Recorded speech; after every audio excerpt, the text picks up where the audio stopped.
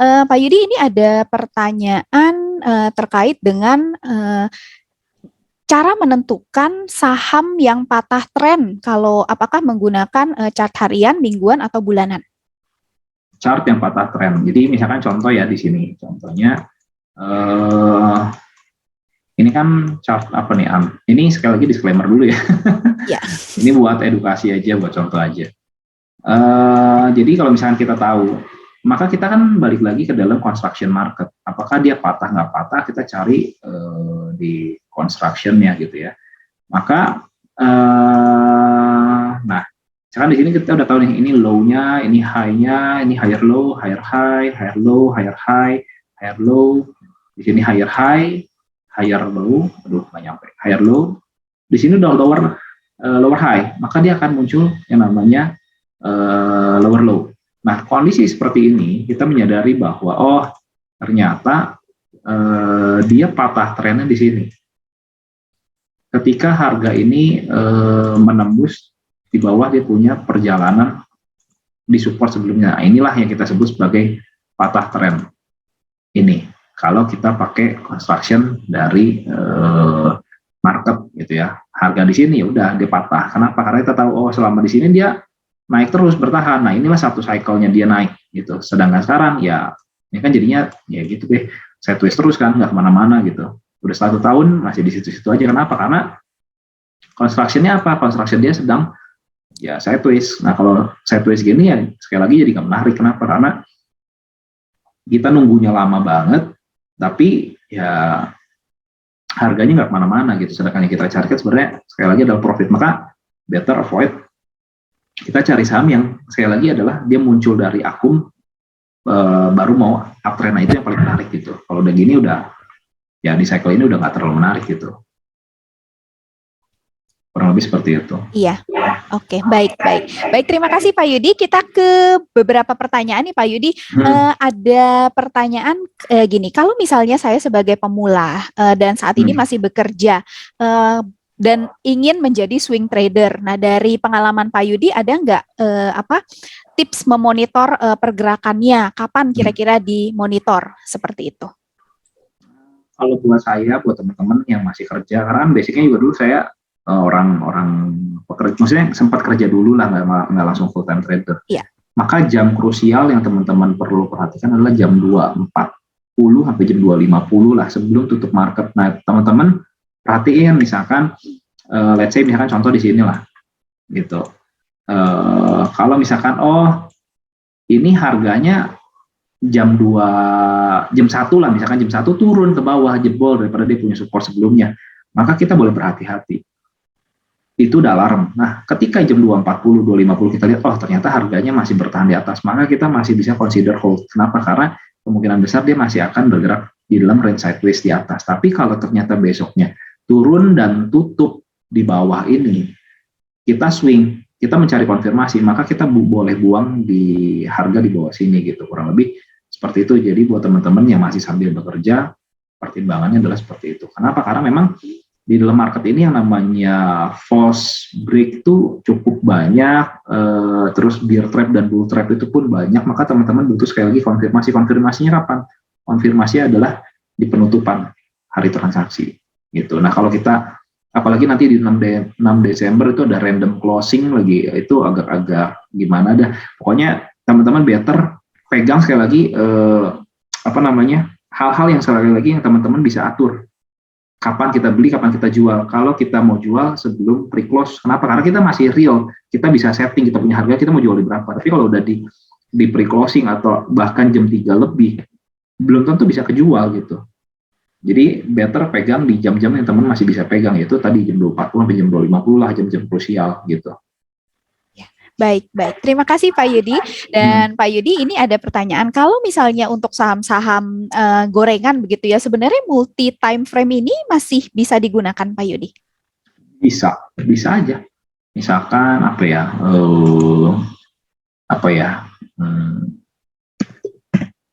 misalkan ini disclaimer ya, tapi teman-teman.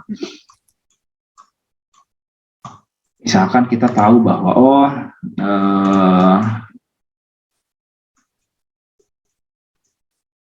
Nah, misalkan seperti ini gitu. Ini kan di daily-nya seperti ini. Kalau misalkan kita gede dulu deh, oh mandinya dia cuma naik turun parkir di harga 50, sekarang baru mulai bangkit gitu ya. Kalau kita lihat di weekly, nah ini baru starting. Lalu di daily-nya di mana? Oke, maka di daily-nya kita bisa perhatikan bahwa kalau misalkan ternyata di dalam perjalanan ini dia bisa break daripada dia punya resisten di area sini nih, ini di daily-nya nih, maka kita bisa manfaatkan untuk beli buy on breakout.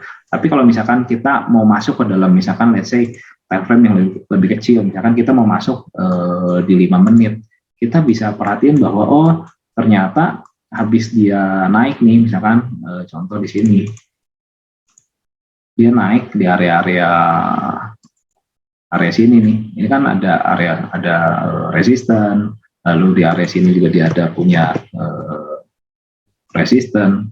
Let's say misalkan kita beli waktu breakout di sini dia naik, turun, bisa beli lagi di support.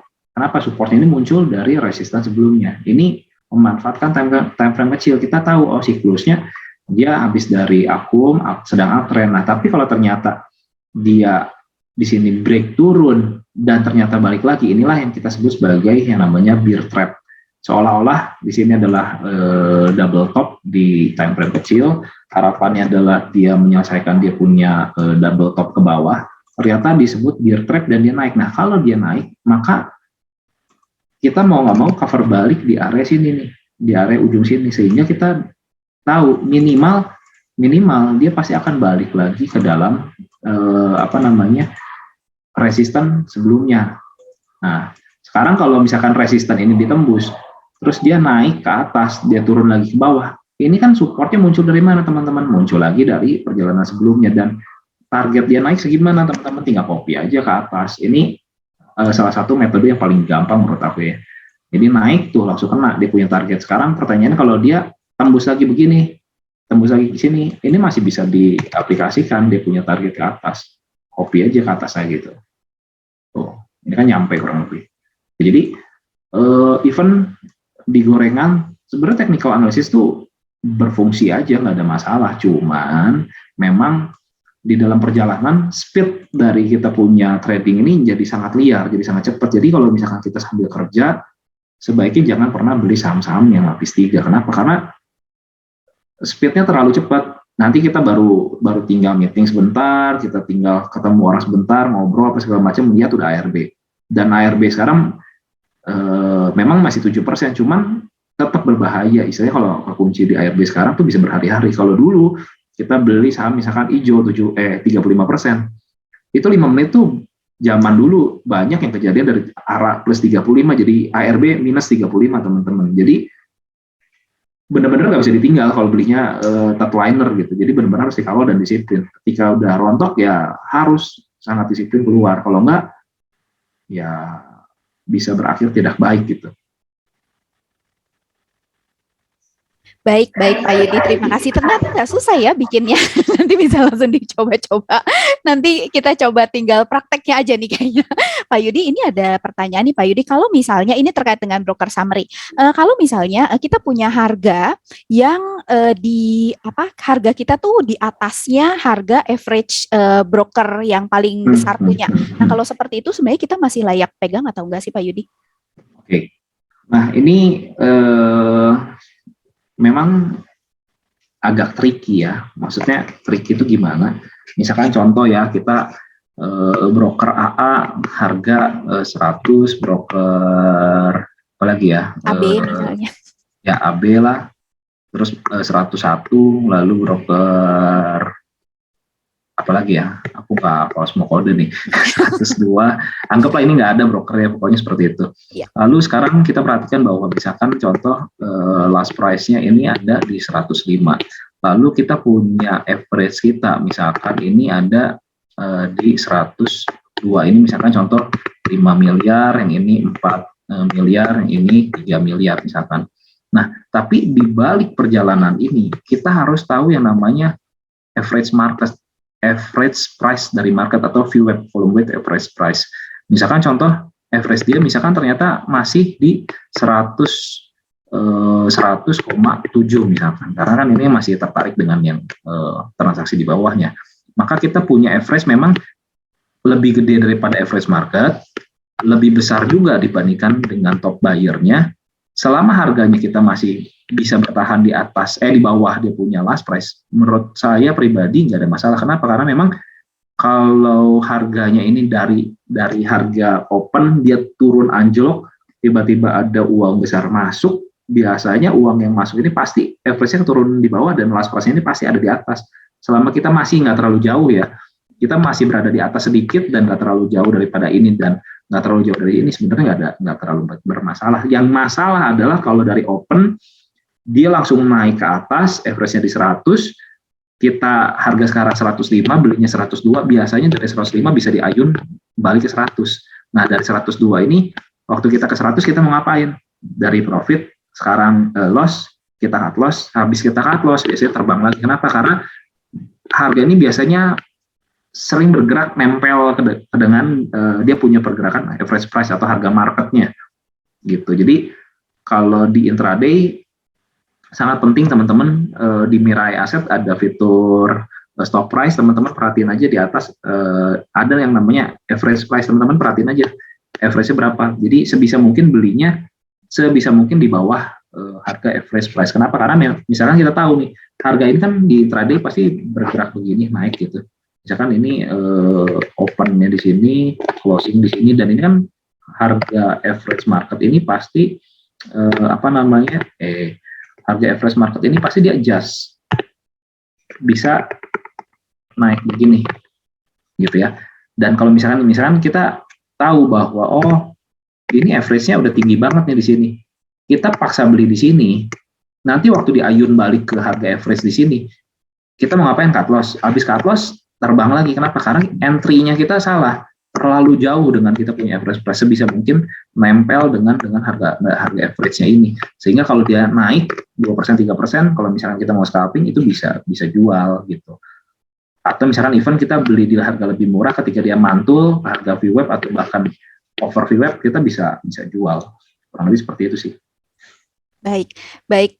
Maaf. Oke, baik. Terima kasih Pak Yudi. Dan ini ada pertanyaan Pak Yudi, kalau misalnya sebentar. Kalau misalnya patah tren di chart 1 hour tapi di daily-nya belum patah. Nah, kalau seperti itu sarannya di cut loss atau di hold, Pak Yudi? Nah, balik lagi ke time frame teman-teman. Itu aku nggak bisa jawab karena time frame teman-teman sendiri yang teman-teman bisa tentukan. Kalau misalnya teman-teman pengen time frame-nya kecil, ya hourly-nya patah, ya cut aja. Tapi kalau teman-teman lebih ke swing, di hourly patah, di daily belum patah, ya masih boleh consider hold. Balik lagi ke time frame teman-teman gitu. Teman-teman sendiri harus decide, teman-teman cocoknya di mana gitu. Karena kalau kita selalu ikut orang, belum tentu sama gitu dengan yang kita pelajari. Maka habis kita belajar dengan kelas edukasi di Mirai Asset, teman-teman harus adjust, teman-teman menemukan trading system, trading style teman-teman sendiri seperti apa. Aku pribadi cocoknya di sini, ya udah. Kan nggak harus selalu semua sama. Kalau semuanya sama, market nggak akan gerak, nggak akan ada scalping, nggak akan ada investor, semuanya marketnya diem. Kenapa? Mungkin kalau semuanya tipenya kayak Pak LKH, ya diem aja marketnya, sekali beli diem, nggak ada kehidupan gitu, nggak ramai marketnya. Tapi kalau semuanya scalping, ya marketnya juga naik turun, nggak kemana-mana. Maka perlu kesinambungan dari market, dari para trader ini, ada yang scalpingnya, ada yang swingnya, ada yang investor, supaya market ini jadi dinamis gitu. Baik Pak Yudi, ini ada pertanyaan juga nih Pak Yudi terkait dengan tadi nih kelihatannya banyak yang nanya juga yang terkait dengan kalau misalnya karyawan kemudian mau jadi swing, berarti kalau tadi kan Pak Yudi sampaikan melihat marketnya bisa nih di 245, sebenarnya satu hari kita lihat sekali tuh sebenarnya cukup nggak sih Pak Yudi, atau sarannya mungkin bisa dilihat per jam? Sebenarnya kalau buat kerja yang paling penting adalah setengah 10 pagi kita lihat, sekitar 5 menit, atau misalkan di jam istirahat pun udah cukup sih sebenarnya. Di jam istirahat, jam lunch, kita sambil makan siang, kita lihat seperti apa, lalu di jam tadi 240, 250. Kenapa? Karena yang penting adalah harga closing. Oke. Dan gitu. kira-kira Mungkin dari ya gimana Pak Yudi? pagi-pagi kadang di market tuh bisa aja panic selling, harga turun drastis, tapi kita nggak tahu sejam 2 jam kemudian tiba-tiba ARB-nya kebuka, semuanya naik rebound ke atas. Kalau kita ikutan panic selling, ketika kita nggak punya trading plan, ya kita pasang semua di ARB, barang hilang semua, sore-sore lihat, ya harganya udah di atas semua, itu bisa banget terjadi. Maka yang paling penting adalah kita punya plan dengan diri kita sendiri, kita mau ngapain. Kalau kita nggak jelas dengan diri kita sendiri, itu yang jadi susah gitu. Maka balik lagi, musuh terbesar itu bukan dari market, tapi dari diri kita sendiri seperti apa. Nah, Pak Yudi, kalau misalnya untuk pemula sendiri, Pak Yudi sarankan di portofolio itu berapa saham Pak Yudi? Ini aku sharing pengalaman pribadi dulu kali ya. Aku dulu sebelum bekerja, awal-awal karena merasa apa ya, investasi ini di saham ini kayak seolah-olah fund manager, kita beli aja 10 sampai 15 saham gitu. Tapi di dalam praktek itu menjadi hal yang susah, teman-teman. Kita punya 10-15 saham, kalau naik happy, tapi happy-nya teman-teman harus sadar bahwa happy-nya dari berapa persen porto teman-teman. Misalkan contoh big banks yang naik, ya happy, tapi portionnya dari kita punya berapa total portofolio gitu. Mungkin kecil, mungkin tiap hari ada yang naik sih, tiap hari kebagian naik, tapi kalau sekali turun, teman-teman perhatiin, turunnya semua sama. Maka kalau teman-teman punya porto terlalu banyak, nanti teman-teman bingung sendiri. Waktu marketnya turun, mana yang mau diselamatin duluan? Karena semuanya turun secara bersamaan. Udah bingung, supportnya nggak tahu di mana, bingung aja. Pada akhirnya cuma ngeliatin market turun, tapi kitanya juga cuma diem.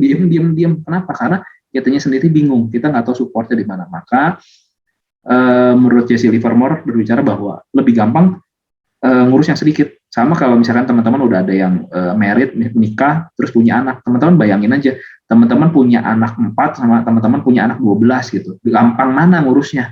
Pasti jawabannya pasti lebih gampang yang ngurus anak 4. Maka lebih gampang ngurus yang sedikit. Sekali lagi kalau buat aku pribadi, aku lebih senang ngurus 4 gitu. Itu 4 tuh buat aku ideal. 6 tuh maksimal banget.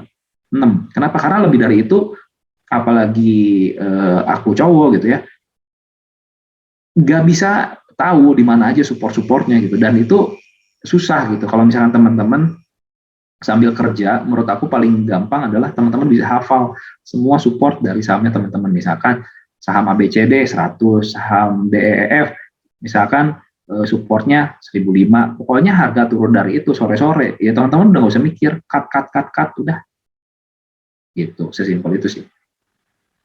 Berarti Pak Yudi, kalau misalnya nih 4 saham ini berarti kalau dari Pak Yudi sendiri diusahakan Beda sektor. beda-beda sektor ya? Yes, beda sektor. Jadi satu sektor pilih satu aja. Misalkan kayak tadi contoh Bu Marta pilih banks, misalkan BBCA, BRI, Mandiri, BNI. Ya dari 4 pilih satu aja, teman-teman. Kenapa? Karena di market ini memang sering banget basket play gitu. Misalkan teman-teman tahu di awal tahun, ya aku sebut nggak apa ya, karena ini buat edukasi aja. KF, INAF, IRA, semua naik. Bareng-bareng naik, sekali rontok semua gitu. Jadi teman-teman pilih aja satu. Kalau misalkan porto teman isinya 3 sih, betul, isinya 3 misalkan, tapi isinya KF, INAF, IRA satu sektor, sekali turun semua teman-teman. Jadi percuma juga isinya 3, tapi sekali turun semuanya sama. Tapi kalau misalkan isinya, misalkan contoh ya, BBCA, terus isinya KF, satunya lagi misalkan apa ya, yang gede misalkan UNTR, misalkan sama MDKA misalkan, ya formasinya jebol, 3-nya nggak kemana-mana teman-teman.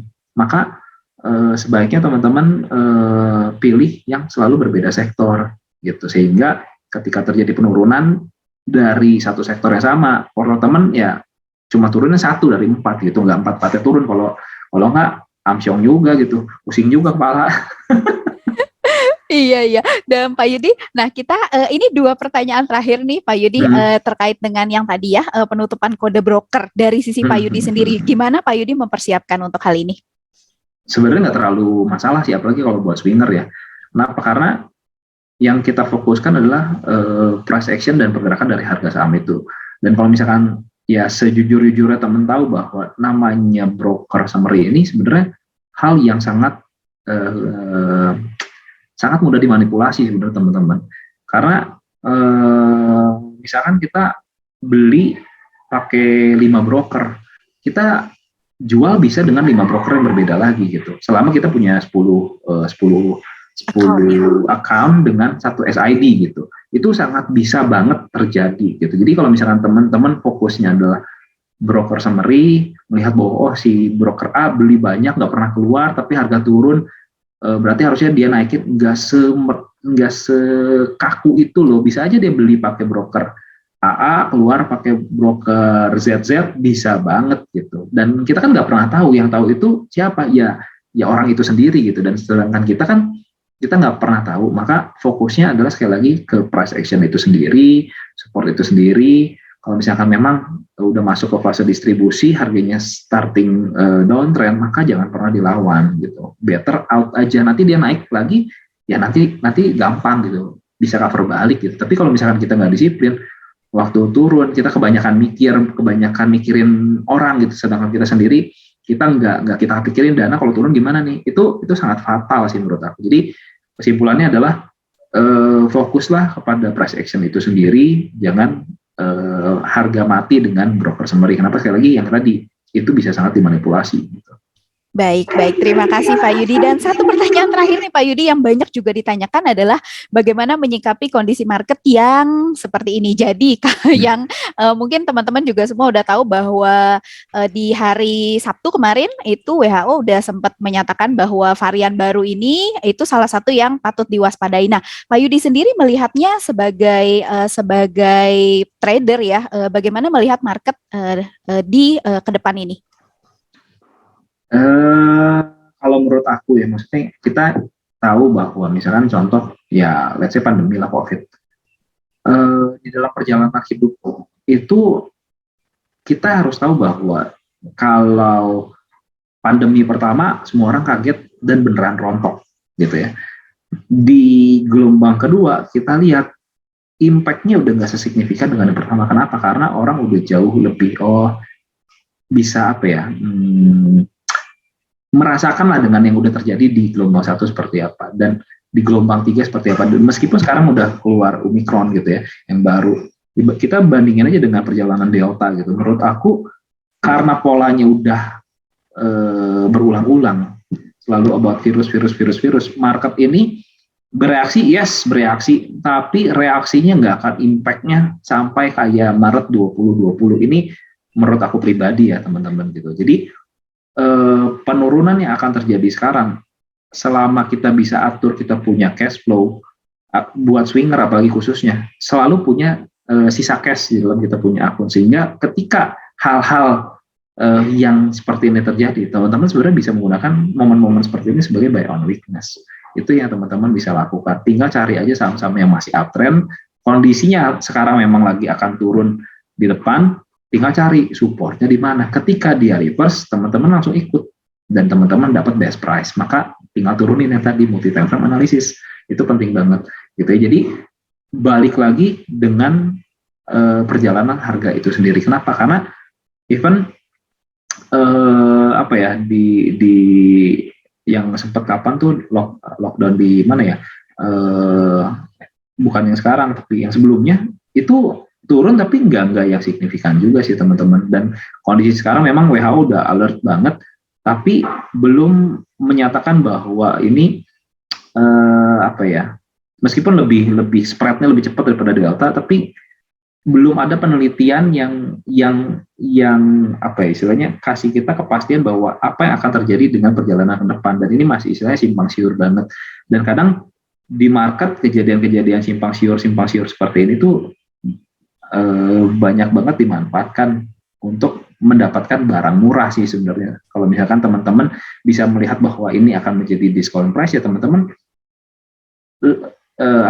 harus melihat dari dua kacamata sih sebenarnya. Jangan melihat bahwa oh ya ini akan turun. Nah, tapi teman-teman harus melihat bahwa ketika harganya saham turun, berarti nanti ketika dia rebound dia punya upside yang jauh lebih besar. Gitu. Karena kenapa? Karena namanya saham sekali lagi nggak bisa selamanya naik. Ketika dia dikasih turun, baru dia punya bensin lagi untuk naik lebih tinggi. Kalau dia nggak pernah kasih turun, maka bensin dia tuh akan sangat-sangat terbatas untuk naik. Kenapa? Karena akan masuk titik jenuh. Maka dia butuh retrace atau pullback sebentar untuk dia naik lagi. Itu wajar banget sih namanya di market naik dan turun. Yang paling penting adalah kita bisa mengatur, kita punya cash flow aja, jangan sampai yang tadi, apalagi misalkan tadi waktu tuh hal yang kita nggak bisa atur. Kita beli satu saham full cash plus full margin. Nah, itu yang jadi problem ketika kondisinya seperti sekarang. Selama teman-teman nggak pakai margin, nggak nginep, no problem sih kalau menurut aku ya, penurunan itu. Yang bermasalah adalah kalau teman-teman lagi pakai full margin, kondisinya adalah umpamakan let's say besok pagi Seninnya gap down misalkan ya teman-teman udah nggak punya cash dan kondisinya lagi full margin, udah T plus 2 gitu, udah nggak bisa ngapa-ngapain juga, itu yang pusing gitu. Baik, baik Pak Yudi. Jadi intinya kita tetap bisa melihat peluang ya Pak Yudi. Jadi dalam setiap penurunan itu sahabat Mira Asset bisa melihat peluang. Mungkin dari kemarin ada yang udah ngeluh, aduh harga sahamnya mahal, ternyata sekarang turun. Nah kebetulan. Misalkan jadi yang teman-teman kemarin nggak kebagian blue chip nih, misalkan buat window dressing, harganya udah naik tinggi, sekarang dikasih murah, teman-teman bisa manfaatin. Dan itu ya yang tadi Pak Yudi sampaikan. Jadi fear-nya, kita ada fear tapi tetap nggak boleh mendominasi gitu ya Pak Yudi. Betul. Baik Pak Yudi, terima kasih banyak ya Pak Yudi untuk mentoringnya di dari sesi yang pertama sampai yang sesi kelima. Luar biasa banget nih sahabat Mira Asset, banyak banget ilmunya, manfaat ilmu-ilmunya, sharing-sharingnya yang berguna untuk sahabat Mira Asset. Pak Yudi, semoga makin sukses Pak Yudi untuk tradingnya, dan sehat selalu untuk Pak Yudi dan juga untuk sahabat Mira Asset. Terima kasih juga sudah mengikuti kegiatan mentorship hari ini. Nanti kita akan ketemu lagi di sesi yang kedua jam 2 siang ya nanti, dan juga jam 18.30. Dan untuk saat ini saya akan kembalikan ke Michael. Silakan Michael. Baik, pokoknya intinya jangan takut, tetap berani trading ya Pak Yudi ya, Bu Marta ya. Betul banget Pak Michael. Marketnya gimana pun tetap harus analisa, itu paling penting sih. Ini makanya kita berikan mentor-mentor yang luar biasa selama Hot Ship and Sip ini. Semoga bermanfaat buat sahabat Mira Asset, dan saya mewakili Mira Asset ingin mengucapkan terima kasih kepada Pak Yudi sudah mau menyempatkan waktunya hari Minggu pagi selama 5 minggu ke belakang ya. Udah mau bantu kami untuk memberikan luar biasa sih edukasi terhadap teman-teman sahabat Mira Asset ini. Dan semoga nanti kita ketemu di closing ceremony ya Pak Yudi, kita lihat pemenang-pemenang baru kita siapa nih ya. Iya. Oke. Baik, buat sahabat Mira Asset, nanti kita akan ketemu lagi mungkin nanti jam 2 sama Bu Marta juga ya. Sama Bu Marta dan Michael Yo. Jadi buat teman-teman bisa sekarang live Zoom ini, nanti bisa kita kembali lagi ketemu jam 2. Oke, terima kasih Pak Yudi, terima kasih Bu Marta buat pagi ini. Selamat pagi. Terima kasih. Sampai jumpa semua, thank you.